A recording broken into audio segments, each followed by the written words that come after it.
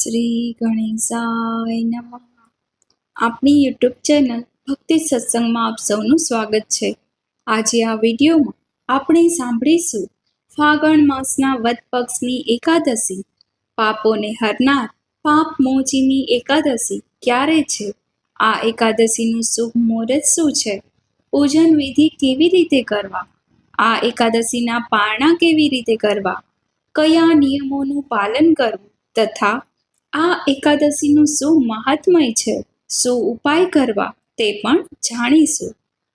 શાંતાકારમ ભુજગશયનમ પદ્મનાભમ સુરેશમ વિશ્વાધારમ ગગન સુદર્શનમ મેઘવર્ણમ શુભાંગમ લક્ષ્મીકાંતમ કમલનયનમ યોગભીર્ધયાનગમ્યમ વંદે વિષ્ણુ ભવભયહરમ સર્વલોક એકનાથમ. બોલો લક્ષ્મીપતિ નારાયણની જય. એકાદશી એટલે 11મી તિથિ, જે મહિનામાં 2 વખત આવે છે, સુદ પક્ષ અને વદ પક્ષ. બંને તિથિના સ્વામી કહીએ, ઈષ્ટદેવ કહીએ તે ભગવાન શ્રી લક્ષ્મીપતિ નારાયણ છે. આ દિવસે ભક્તો વ્રત ઉપવાસ કરીને ભગવાન શ્રી હરિની પૂજા વિધિ કરીને વ્રત કથા અવશ્ય સાંભળે છે. આજે એકાદશીનો પર્વ હોય માટે એકાદશી શુભ અને મંગલકારી તિથિ છે. જે દિવસે ભક્તો આ વ્રત રાખે છે, ભગવાનની પૂજા વિધિ કરે છે, દાન પુણ્ય કરે છે, તેની સર્વ મનોકામના પ્રભુ પૂર્ણ કરે છે. આ લોક પરલોક સાર્થક થાય છે, ભુક્તિ અને મુક્તિના અધિકારી બને છે, વૈકુંઠ ધામની અંતે પ્રાપ્તિ થાય છે. એવું દરેક એકાદશીનું મહત્વ છે. એમાંય ખાસ કરીને જે આ ફાગણ માસના વદ પક્ષની એકાદશી આવે છે, જેનું નામ જ પાપ મોચની છે.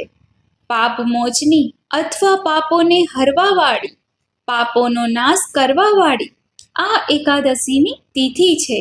માટે જે ભક્તો આજે વ્રત ઉપવાસ કરે છે, પ્રભુનું નામ સ્મરણ કરે છે, મંત્ર જાપ કરે છે, તેના પાપો નષ્ટ થાય છે. જન્મો જન્મના પાપોને નષ્ટ કરનાર, પુણ્ય ફળ આપનાર તે ફાગણ માસની આ વદ પક્ષની એકાદશી છે, જે પાપ મોચની એકાદશી કહેવાય છે. ત્યારે લક્ષ્મીજી સહિત ભગવાન શ્રી હરિની પૂજા કરવાથી પ્રભુની કૃપા વરસે છે. માટે આ એકાદશીનું ઘણું મહત્વ છે. આપણા ઋષિમુનિઓએ પાપ પુણ્ય સ્વર્ગ નર્ક આદિનો વિચાર ધ્યાનમાં લઈને મનુષ્યને સારા માર્ગે ચાલવા માટે અને સારા કર્મો કરવા માટે વ્રત, જપ, તપ અને ઉપવાસનું જે સૂચન આપેલું છે, તેમાં એકાદશીનું ઘણું મહત્વ છે. એકાદશી વ્રતોના રાજા સમાન સુખ આપનાર છે. મનુષ્યને ભુક્તિ અને મુક્તિ દેવામાં કોઈ વ્રત સમર્થ હોય તો તે છે આ એકાદશીનું વ્રત. કારણ કે ભગવાન શ્રી હરિ તે ભૂપતિ છે. ભૂપતિ અર્થાત આ ધરતી લોકના પતિ, જે પાલન પોષણ કરતા દેવતા મનાય છે. માટે પ્રભુ ભૂપતિ અર્થાત પૃથ્વીપતિ અને શ્રીપતિ અર્થાત લક્ષ્મીપતિ તરીકે પૂજાય છે. ભગવાન પૃથ્વીલોકના જે જીવો છે તેનું પાલન પોષણ કરે છે. ભગવાને ગીતામાં કહ્યું છે કે, હે અર્જુન, જે મારું સ્મરણ કરે છે તેના યોગ ક્ષેમને હું વહન કરું છું. આ રીતે પ્રભુ સદૈવ કૃપા દ્રષ્ટિ બનાવી રાખે, ભક્તોનું મન નિર્મળ રહે, પ્રભુ પ્રત્યે આસક્તિ રહે.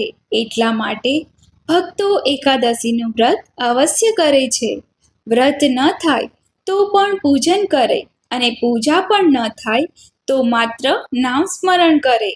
કારણ કે કળયુગ કેવલ નામધારા સુમિરી સુમિરી નર ઉતરેહી પારા, એવું શાસ્ત્રમાં કહેવાણું છે. એકાદશીનું વ્રત તે પ્રભુની નજીક લઈ જનારું વ્રત હોય. માટે આ દિવસે ભક્તો ઉપવાસ કરે છે. ઉપવાસ ઉપ અર્થાત નજીક, વાસ એટલે વસવું. કારણ કે કલયુગ કેવલ નામધારા સુમેરી સુમેરી નર ઉતરેહી પારા, એવું શાસ્ત્રોમાં કહેવાણું છે. એકાદશીનું વ્રત તે પ્રભુની નજીક લઈ જનારું વ્રત હોય માટે આ દિવસે ભક્તો ઉપવાસ કરે છે. ઉપવાસ ઉપ અર્થાત નજીક, વાસ એટલે વસવું. પ્રભુની નજીક વસવું તેને ઉપવાસ કહેવાય છે, નહીં કે ભૂખ્યા રહેવું. તેને ઉપવાસ કહીએ. ઉપવાસનો અર્થ ઊંડો સમજવો જોઈએ. વ્રત ઉપવાસ જે આપણે કરીએ છીએ તે આપણા શરીર માટે કરીએ છીએ, જેથી શરીર નિરોગી રહે. 15 દિવસે આવતી આ એકાદશીનું વ્રત કરવાથી, એક દિવસ ભોજનનો ત્યાગ કરવાથી શરીર નિર્મળ અને ચોખ્ખું રહે છે. એકાદશીનું વ્રત કરવું, પૂર્ણિમાનું વ્રત કરવું, અમાવસ્યાનું વ્રત કરવું, જે સૂચન ઋષિમુનિઓ દ્વારા કરવામાં આવ્યું છે. વ્રત અને ઉપવાસ કરવાથી પ્રભુનું નામ જપ થશે અને શરીર પણ નિરોગી રહેશે. માનસિક સેવા અને શરીરની પણ સેવા, આ રીતે વ્રતનું મહત્વ આપણા ઋષિમુનિઓએ આપેલું છે. સૌપ્રથમ આપણે આ પાપ મોચીની એકાદશીના મુહૂર્ત વિશે જાણી લઈએ. ત્યારબાદ પારણા ક્યારે કરવા તે પણ જાણી લઈએ. ફાગણ માસના કૃષ્ણ પક્ષની એકાદશી પાપ મોચીની એકાદશીની તિથિ પ્રારંભ થાય છે તારીખ 14 માર્ચ 2026 સવારે 8:10. આ તિથિ સમાપ્ત થાય છે તારીખ 15 માર્ચ 2026 સવારે 9:16. ઉદયા તિથિ અનુસાર તારીખ 15 માર્ચ 2026 રવિવારે પાપ મોચીની એકાદશીનું વ્રત કરવામાં આવશે. આ એકાદશી વ્રતના પારણા તારીખ 16 માર્ચ 2026 સોમવારે સવારે 6:45 થી 9:10 સુધીમાં કરવાના રહેશે. એકાદશીની તિથિ દ્વાદશીની તિથિયુક્ત હોય તે શુભ મનાય છે. આથી 15 માર્ચ 2026ના દિવસે એકાદશીનું વ્રત કરવું શુભ મનાશે. પારણા અર્થાત વ્રત સમાપન, જે આપણે વ્રતનો સંકલ્પ કરીએ છીએ કે હે પ્રભુ, હું આજે વ્રત કરું છું, તેને છોડવું પણ પડે છે, માટે જે આપણે વ્રતને છોડીએ છીએ તેને પારણા કહીએ છીએ. પારણામાં બ્રાહ્મણોને ભોજન કરાવવું જોઈએ અથવા કાચું સીધું દક્ષિણા સહિત આપવું જોઈએ. પશુ પક્ષીની સેવા કરવી જોઈએ. જરૂરિયાતમંદને દાન પુણ્ય કરવું જોઈએ. આજે લક્ષ્મીનારાયણ દેવનું પૂજન કરવાથી ભક્તોને મન માંગ્યું વરદાન પ્રાપ્ત થાય છે અને દુઃખોનો પણ નાશ થાય છે. તેવા શુભ યોગથી સંપન્ન આ એકાદશી છે. હવે આપણે જાણી લઈએ એકાદશીના દિવસે પૂજન વિધિ કેવી રીતે કરવી. આ પાપ મોચીની એકાદશીનું જે ભક્તો વ્રત કરવા માંગે છે અથવા જેઓ વ્રત કરવા માંગતા નથી તેઓ પણ પૂજા અવશ્ય કરે. જેઓ વ્રત કરવા માંગે છે તેઓ દસમની રાત્રિએ જ હળવું ભોજન લે. લસણ, ડુંગળી, ચણા, મસૂરની દાળ, કોબી, રીંગણા વગેરેનો ત્યાગ કરે. ભારે ખોરાકનો ત્યાગ કરવો જોઈએ, કારણ કે તે પચવામાં ભારે પડે છે. આ ઉનાળાની ઋતુમાં છાશ, દહીં, મઠ્ઠો ખાવો જોઈએ, ફ્રૂટ ખાવા જોઈએ અને હળવું ભોજન લેવું જોઈએ. પાણી ખૂબ પીવું જોઈએ, જેથી શરીરમાં પાણીનો સ્ત્રોત જળવાઈ રહે. આ રીતે એકાદશીનું જે ભક્તો વ્રત કરે છે તેઓ દસમની સાંજથી જ નિયમનું પાલન કરે. એકાદશીની સવારે વહેલા ઉઠીને સ્નાનાદિથી પરવારીને શુદ્ધ વસ્ત્રો ધારણ કરવા. ભગવાનનું નામ જપ સ્મરણ મનમાં હૃદયમાં કરતો રહેવું. આપણા ઘરના મંદિર પાસે આવીને ઘરના મંદિરની સફાઈ કરી લેવી. જે પ્રભુજીનું મૂર્તિ કે ફોટોના સ્વરૂપમાં કોઈને કોઈ અવતારની પૂજા આપણે અવશ્ય કરીએ છીએ. જે વ્યક્તિનું જેનું સ્વરૂપ પ્રિય લાગતું હોય, એ પછી લાલજી ભગવાનનું સ્વરૂપ હોય, શ્રી રામજીનું સ્વરૂપ હોય સ્વામિનારાયણ ભગવાન હોય, વિષ્ણુ ભગવાન, કોઈ પણ સ્વરૂપની પૂજા આજે ભક્ત કરી શકે છે. જે સ્વરૂપ બિરાજમાન હોય અથવા શાલિગ્રામ ભગવાન પણ હોય તેની પૂજા કરવી જોઈએ. આજે ભગવાનની સામે સંકલ્પ કરવો જોઈએ. જમણા હાથમાં ચમચી જળ લઈને પૂર્વાભિમુખ રહીને આ રીતે બોલવું જોઈએ: હે ભગવાન શ્રી નારાયણ, હે પુંડરીકાક્ષ, હે અચ્યુત, મેં એકાદશીના વ્રતનો ઉપવાસ કર્યો છે. બારસના દિવસે હું આ વ્રતનું પારણ કરીશ. હે પ્રભુ, હું આપની શરણમાં છું, મારી રક્ષા કરજો. આ રીતે સંકલ્પ કરીને જળ છોડી દેવું જોઈએ. એટલે વ્રત શરૂ થાય છે. ભગવાનનું નામ જપ કરતા કરતા, અષ્ટાક્ષર મંત્ર બોલતા બોલતા પ્રભુની સેવા કરવી જોઈએ. પ્રભુની મૂર્તિ હોય તો નિત્ય સ્નાન કરાવવું પડે છે. અને જો ચિત્રજી હોય અથવા ફોટો હોય તો કોઈ ચિંતા કરવાની જરૂર નથી. મલમલના વસ્ત્રથી સાફ કરીને પ્રભુની સેવા પૂજા થઈ શકે છે. મૂર્તિ હોય તો નિયમ લાગુ પડે છે. ઘરમાં એટલા માટે જ મૂર્તિ રાખવી મનાઈ ફરમાવવામાં આવે છે. પરંતુ મૂર્તિમાં જ જો આપણું મન જોડતું હોય તો મૂર્તિની પૂજા કરવી પણ શ્રેષ્ઠ જ મનાય છે. જે આપણું હૃદય કહે, જે આપણું મન માને, જેમાં આપણે હૃદય પ્રભુજી તરફ વળતું હોય, શ્રદ્ધાભાવ દ્રઢ થતો હોય તે સ્વરૂપ રાખીને જ પૂજા કરવી જોઈએ. તે સર્વશ્રેષ્ઠ છે. કારણ કે મન માને તો જ બધું થાય. એટલા માટે જો મૂર્તિ હોય તો સૌ પ્રથમ યમુના મહારાણીનું સ્મરણ કરવું. યમુનાજીના જળથી પ્રભુને સ્નાન કરાવી રહ્યા છીએ એ રીતે ભાવ રાખવો. ગંગાજળ પણ ચાલે. ત્યારબાદ પંચામૃતથી સ્નાન કરાવવું જોઈએ. જેમાં ઘી, દૂધ, મધ, દહીં, સાકર, 5 પ્રકારની વસ્તુને મેળવી અને પંચામૃત બનાવાય છે. તેમાં તુલસીદળ નાખીને એક અલગ વાટકીમાં ભગવાનને ભોગ પણ લગાવી શકાય છે. અને પંચામૃતથી પ્રભુની મૂર્તિને સ્નાન પણ કરાવી શકાય છે. પછી ફરી શુદ્ધ જળથી સ્નાન કરાવવું. સાફ વસ્ત્રથી સાફ કરીને મૂર્તિને સરસ રીતે ચોખ્ખી કરીને શૃંગાર આદિ કરાવવા. વસ્ત્ર પરિધાન કરાવવા.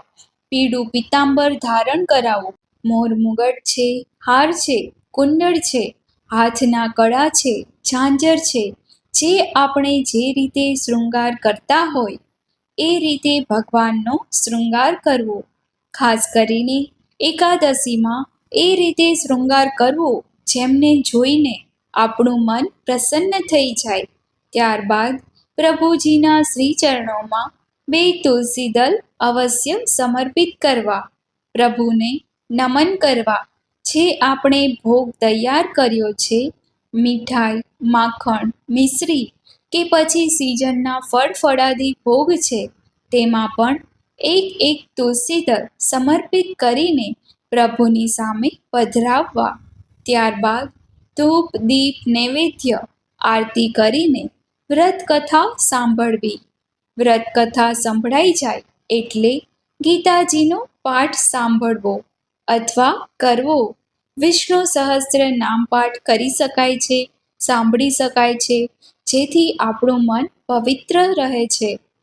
આ કાર્ય કરવું.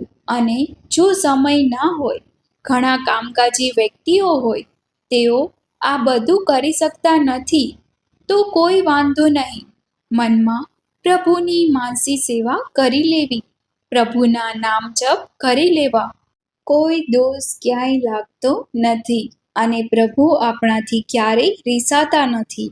આ તો આપણો ભાવ છે કે આપણે આવું બધું કરીએ છીએ. સમય પ્રભુએ આપ્યો હોય તો કરવું, નહીંતર હરી ઈચ્છા. આ એકાદશીના દિવસે તુલસી માતાને દીપદાન કરાય છે, ચૂંદડી પણ ચડાવાય છે. આજે ચંદનથી પ્રભુને તિલક કરીએ છીએ એ જ રીતે તુલસીજીને પણ પ્રદક્ષિણા કરાય છે.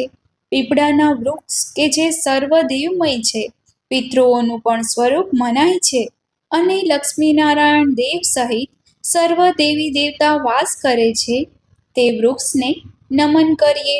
બની શકે તો વૃક્ષ વાવીએ, પણ વૃક્ષની પૂજા કરીએ, 7 પ્રદક્ષિણા કરીએ, પિતૃ નારાયણનું સ્મરણ કરીએ. એકાદશીનું વ્રત એવું છે કે આપણે આ વ્રત કરીને આપણે કોઈને આ વ્રતનું દાન પણ કરી શકીએ છીએ, જે ઉત્તમમાં ઉત્તમ આ દાન ગણાય છે. આ દાન દેનાર અને દાન લેનાર બંને પવિત્ર થાય છે. આ વ્રત આપણે પિતૃદેવતાને પણ સમર્પિત કરીએ છીએ, જેથી તેમને મુક્તિ મળે. ઘરમાં કોઈ બીમાર છે, તેમને પણ પુણ્યના ભાગી બનાવવા માટે આ વ્રત કરી શકાય છે. જો ઘરમાં સૂતક હોય, કોઈનું જન્મ મૃત્યુ હોય તો પણ વ્રત થાય, પૂજન ન થાય. બહેનો માસિક ધર્મમાં હોય, 4 દિવસ સુધી આપણે પૂજા કરતા નથી. 5મા દિવસે જો ચોખ્ખા થઈ જાય તો પૂજા કરી શકાય છે. અને આ 5 દિવસમાં એકાદશીનું વ્રત આવે અને વ્રત કરવાની ઈચ્છા હોય તો વ્રત અવશ્ય કરવું જોઈએ, પૂજા ન કરવી. દાનનો સંકલ્પ કરી લેવો. જ્યારે 5 દિવસ થાય પછી માથાબોળ સ્નાન કરી લઈએ એટલે દાન પુણ્ય કરી શકાય છે. આપણે મનુષ્ય જ એક જીવ નથી, આ પશુ પક્ષી પણ આપણા જ ભાઈ બહેન છે. આપણે એક જ ઋષિના સંતાનો છીએ. માતા અલગ અલગ છે, માટે સૌનો ખ્યાલ રાખવો, સૌનો સાથ રાખવો, જેનાથી સૃષ્ટિ આપણાથી રૂષ્ટ ન થાય, માં પ્રકૃતિ આપણાથી રૂષ્ટ ન થાય. આમે આપણે ઘણા વૃક્ષો કાપી રહ્યા છીએ, ઉગતા તો ઉગાડતા તો છીએ નહીં. માટે ઉનાળાની ઋતુ છે એ વાતનું ધ્યાન રાખવું કે જળ જીવન છે, તે જળનું દાન સર્વશ્રેષ્ઠ મનાય છે. પશુ પક્ષીઓ માટે પાણીની વ્યવસ્થા કરવી જોઈએ. આજે જરૂરિયાતમંદને અન્નદાન, વસ્ત્રદાન, છત્રી, જૂતા, ચપ્પલ કે આપણાથી થાય. આ ઉનાળાથી, આ ધગધગતા તાપથી બચવા માટે આપણે કોઈને કંઈક દાન આપી શકીએ તો જરૂર દાન આપવું જોઈએ. વ્રત રાખવાથી આપણું મન પવિત્ર થઈ જશે. આપણા મનમાં, હૃદયમાં ભગવાનનો વાસ થઈ જશે. જેવા આપણે કર્મ કરીશું એવું જ ફળ પ્રાપ્ત થાય છે. જન્મ મરણના આ ચક્કરમાં આપણે સજીવ બંધાયેલા છીએ. જ્યારે પણ આપણો સમય પૂર્ણ થશે એટલે ઓટોમેટિક જ આપમેળે જ આ દેહ છૂટી જશે અને ફરી કોઈ જન્મ લેશે. આને આ ચક્ર સૃષ્ટિમાં ચાલતું જ રહે છે. માટે જો વ્યવસ્થિત રીતે આ જન્માશે સુધારવું હોય તો પ્રભુની સેવા અવશ્ય કરવી. પ્રભુની સેવા એટલે આપણે મૂર્તિ પૂજા કરીએ છીએ તે નહીં. પ્રભુની સેવા એટલે જીવદયા સેવા.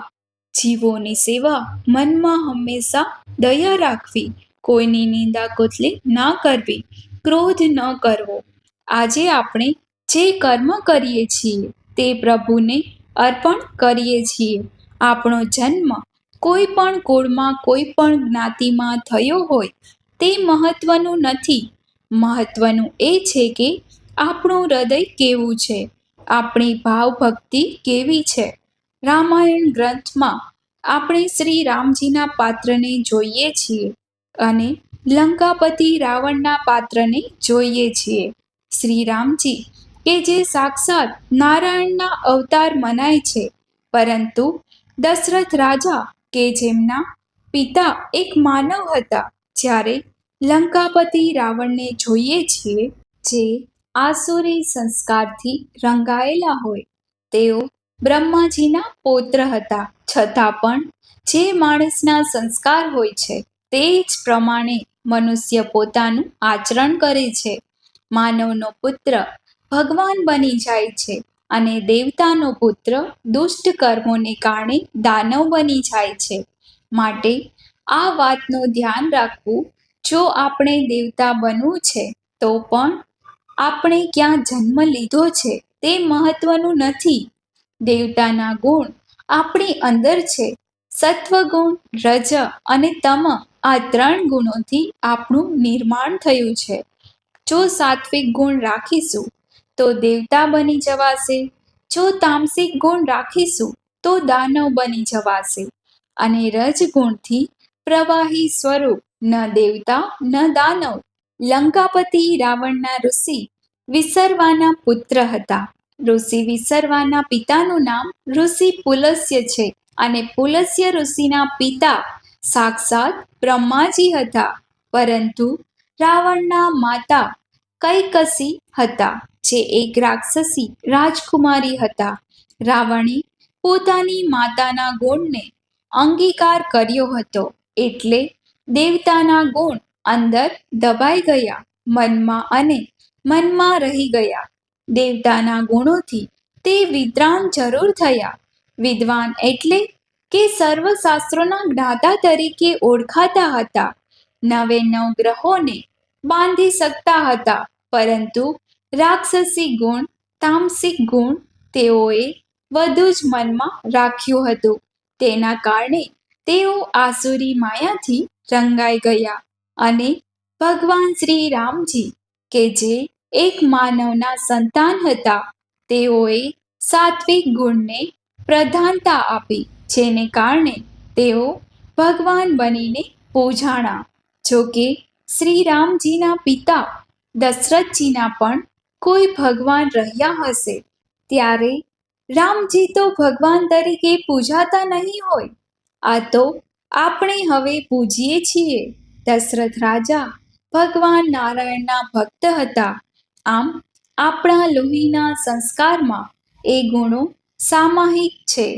3 ગુણોથી આ માનવ શરીર બન્યું છે. હવે આ 3 ગુણોમાંથી આપણે કયા ગુણને પ્રધાનતા આપવી છે તે આપણે જ નક્કી કરવાનું હોય છે. કોઈ નક્કી કરી શકે નહીં. આપણા માતા પિતા, ગુરુ, બંધુ, સખા એ આપણે સ્વયં જ બનવાનું રહેશે.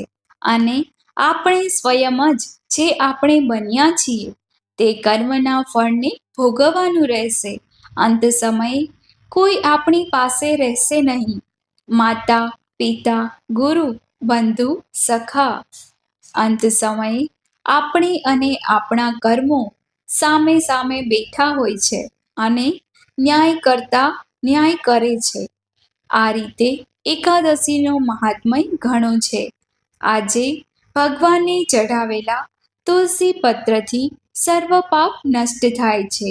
આજે પ્રભુને આપણે 2 તુલસી પત્ર ચઢાવીએ અને આપણાથી જાણે અજાણે થયેલા દોષ પાપોમાંથી મુક્તિ માટે પ્રાર્થના કરીએ. પ્રભુ પ્રાર્થના અવશ્ય સાંભળે છે. કરેલા કર્મ તો ભોગવવા જ પડે છે, પરંતુ તલવારનો ઘા સોયની અણીએ મટે છે. માટે પ્રભુ ઉપર વિશ્વાસ રાખવો, વ્રત ઉપવાસ કરવા. અને વ્રત ઉપવાસ ન થાય તો કોઈ વાંધો નહીં.